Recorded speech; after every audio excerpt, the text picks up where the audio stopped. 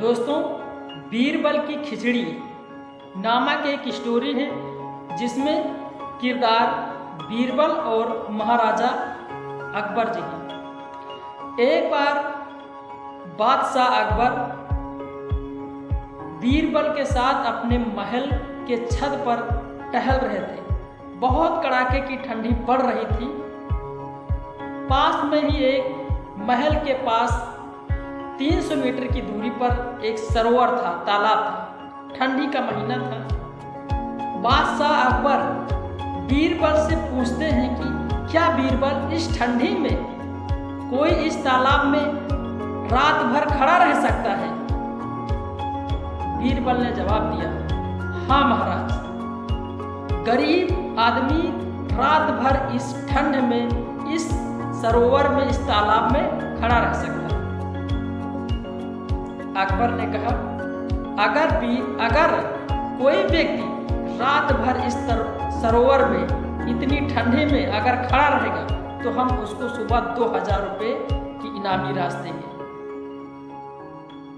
बीरबल ने कहा, महाराज ठीक है, कल हम आदमी को लाएंगे और खड़ा करेंगे और रात भर खड़ा रहेगा। शाम होते ही बीरबल अपने घर चले जाते हैं और गांव में टहलते हैं तो उनको एक गरीब किसान मिलता है। उससे बात करते हैं कि तुम इस कड़ाके ठंडी में क्या जल में रात भर खड़े रह सकते हो? गरीब किसान ने कहा, हाँ महाराज, हम रात भर जल में खड़े रह सकते हैं। यानी अगर तुम रात भर जल में खड़े रह सकते हो तो तुमको सुबह हमारे महाराज बादशाह अकबर जी आपको 2000 रुपये की इनामी राशि देंगे। किसान, ठीक है, बना, हम खड़े रहेंगे। किसान को लेकर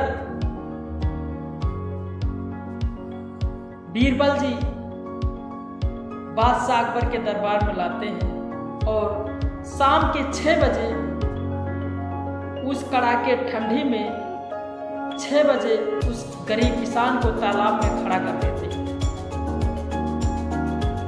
सारी रात किसान कड़ाके ठंडी में तालाब में खड़ा रहता है। सुबह बीरबल 6 बजे जाते हैं और उनके साथ 2 सेनापति और जाते हैं। उस गरीब किसान को जल से निकालते हैं और उसकी शरीर थर ठंड की वजह से कांप रही थी। किसी तरह बाहर निकालते हैं और राज दरबार में अकबर के पास ले जाकर के पेश करते हैं। महाराजा अकबर पूछते हैं कि क्या तुम रात भर जल में खड़े थे? गरीब किसान बोलता है, हाँ महाराज, हम रात भर जल में खड़े थे। महाराजा अकबर कहते हैं, तुम कैसे सिद्ध कर सकते हो? क्या तुम्हारे पास प्रमाण है कि तुम रात भर जल में खड़े थे? गरीब किसान बोला, महाराज, हम रात भर जल में खड़े थे। अकबर कहे, कोई प्रमाण हो तो हमें बताओ, या कोई तुम्हारे पास निशानी हो, हमें सिद्ध करके बताओ, या हमें बताओ कि हम रात भर खड़े थे। गरीब किसान बोला, महाराज, हमारे पास कोई प्रमाण नहीं है, लेकिन एक निशानी है महाराज। अकबर बोले, बताइए क्या निशानी है? गरीब किसान बोला, महाराज, शाम को जब हम 6 बजे तालाब में खड़े हुए तो आपके राजमहल में 6 बजे दीपक जला दिया गया और सुबह 5 बजे दीपक बुझाया गया और रात भर हम दीपक को देखते रहे। महाराजा अकबर ने कहा, ठीक, तुम रात भर हमारे जो महल पर दीपक जल रहा था उसी की वजह से तुम ताप रहे थे और तुमको गर्मी पहुंच रही थी, इसी वजह से तुम जल में खड़े रहे, वरना तुम इतनी ठंड में मर जाते, जी नहीं पाते, खड़े नहीं हो पाते। इतना कह करके अकबर ने उस गरीब किसान को अपनी राजसभा से बाहर करवा दिया। बेचारे बीरबल उस किसान को अपने गांव ले जाते हैं और कहते, निराश ना हो किसान भाई, मैंने तुमको ले गया है, हम तुमको 2000 रुपये की व्यवस्था करके अभी देता हूँ। बीरबल 4 बोरी गेहूं बेचकर किसान की 2000 रुपये की भरपाई करते हैं। और अगले दिन सुबह बीरबल राज दरबार न जाकर के अपने खेत जाते हैं और 20-20 फुट के 3 बांस काटते हैं। बांस काट कर लाते हैं और अपने घर के सामने उन तीनों बांसों में 20 फुट की ऊंची पर एक हंडी बांधते हैं। उसी में खिचड़ी छोड़ देते हैं, दाल चावल नमक मिला करके वो हंडी को 20 फीट की ऊंची पर टांग देते हैं और नीचे कंडे और लकड़ियां जलाने लगते हैं। धीरे धीरे राजसभा 8 बजे स्टार्ट हो जाती है और राज दरबार को बीरबल नहीं पहुंचते हैं। तो अकबर कहते हैं कि देखो 8 बज गया है, अभी बीरबल आए नहीं। 1 घंटा बैठ के 9 बज गया, तभी बीरबल नहीं पहुंचे। 10 बज गया। अकबर ने अपने सेनापतियों को बुलाया और कहा देखो बीरबल आज आया क्यों नहीं, 10 बज गया, हमेशा 8 बजे तक आ जाता था। अकबर ने कहा जाओ सेनापति बीरबल को बुला के लाओ, देखो 10 बज गया, आज आया क्यों नहीं राज दरबार को। अब सेनापति लोग जाते हैं, बीरबल के गांव पहुंचते हैं। गांव पहुंचकर बीरबल के घर जाते हैं तो देखते हैं कि बीरबल 20 फुट की ऊंची पर एक हंडी टंगी हुई है और नीचे उपले और लकड़ियां जला रहे हैं। बीरबल से पूछते हैं सेनापति कि बीरबल आज राज दरबार नहीं आए, महाराज ने हमें भेजा है कि जाके बीरबल को बुला के लाओ।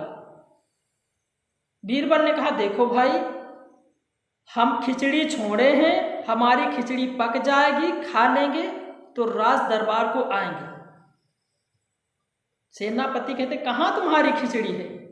बीरबल बोले ऊपर देखो वो हंडी में लटकी हुई है, उसी में खिचड़ी हमारी पक रही। सेनापति बोले बेवकूफ हो गए हो बीरबल, नीचे तुम लकड़ी कंडियां जला रहे हो, 20 फुट की ऊंची पर हंडी टांगी हो, तुम्हारी खिचड़ी कैसे पकेगी, तुम कब खाओगे, कब राज दरबार को चलोगे। कहीं नहीं। बीरबल बोले तुम लोग जाओ, हमारी खिचड़ी पक जाएगी, खा लेंगे तब हम राज दरबार को आएंगे। सेनापति निराश होकर दरबार को आते हैं, सारी कहानी को अकबर से बताते हैं। अकबर सुनते हैं और अपने सेनापतियों से कहते हैं चलिए हम देखते हैं बीरबल क्यों पगला रहा है। सेनापतियों के साथ जहांपना बादशाह अकबर जी आते हैं, बीरबल के गांव पहुंचते हैं और देखते हैं। बीरबल से पूछते हैं बीरबल राज दरबार क्यों नहीं आए। बीरबल कहते महाराज मैंने खिचड़ी छोड़ा है, पक जाएगी, खा लेंगे तब हम राज दरबार आएंगे। अकबर बोले तुम्हारी खिचड़ी कहाँ है, पका रहे हो, दिखाई नहीं दे रही। बीरबल कहते जहांपना देखिए 20 फुट की ऊंचाई पर हंडी टंगी हुई, उसी में हमारी खिचड़ी है, वो पक जाएगी, खा लेंगे तब आएंगे। महाराज अकबर बोले तुम नीचे जला रहे हो, 20 फुट की ऊंचाई पर हंडी तुम्हारी टांगी हुई, कब तुम्हारी खिचड़ी पकेगी, कब खाओगे, कब तुम राज दरबार आओगे, तुम पागल हो गए हो क्या। चलो राज दरबार तुम्हारी खिचड़ी नहीं पक पाएगी, तुम नीचे कंडी लकड़ियां जला रहे हो, 20 फुट की ऊपर ऊंचाई पर हंडी टांगी, कैसे खिचड़ी तुम्हारी पकेगी। बीरबल ने कहा महाराज खिचड़ी हमारे पकेगी, वैसे पकेगी जिस प्रकार से वो गरीब किसान रात भर सरोवर में खड़ा रहा और तुम्हारे यहाँ महल में दीपक जल रहा था, उसकी रोशनी से वो ताप रहा था, ठीक उसी प्रकार हमारी खिचड़ी भी पक जाएगी। अगर वो तुम्हारे यहाँ राजमहल में जो दीपक जल रहा था उसकी ऊर्जा से वो ताप रहा था, उसे गर्मी मिल रही थी, तो ठीक उसी वजह से हम यहाँ नीचे जला रहे हैं, इसकी गर्मी से हमारी खिचड़ी पक जाएगी, खा लेंगे तो आएंगे। अब तुरंत बादशाह अकबर को अपनी मूर्खता पर याद आती है और बीरबल से कहते हैं बीरबल तुम जीत गए हो और हम हार गए हैं, चलो हम तुमको 2000 रुपये दे रहे हैं और उस इनाम राशि को ले जाकर के किसान को दे देना और तुम अब राजमहल दरबार को चलो, तुम्हारे बिना सभा नहीं लग सकती। बीरबल अकबर जी के साथ दरबार को जाते हैं। महाराज अकबर 2000 की इनामी राशि देते हैं। इस प्रकार कहानी का अंत हो जाता है।